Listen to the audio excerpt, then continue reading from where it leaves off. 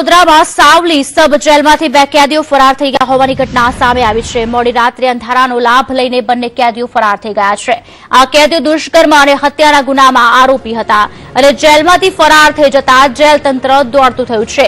કિરણ પરમાર અને ગુલામ મુસ્તફા દીવાન નામના બંને કેદીઓને પોલીસે ઝડપી પાડવાના ચક્રો ગતિમાન કર્યા છે.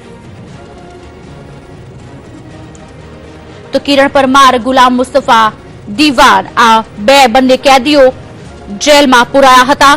ખાસ કરીને દુષ્કર્મ અને હત્યાના ગુનામાં તે લોકો આરોપી હતા અને જેલમાંથી ફરાર થઈ જતા જેલ તંત્ર પણ હાલ કામે લાગી ચૂક્યું છે. આ બંને કેદીઓને પોલીસે ઝડપવા માટેના ચક્રો ગતિમાન કર્યા છે.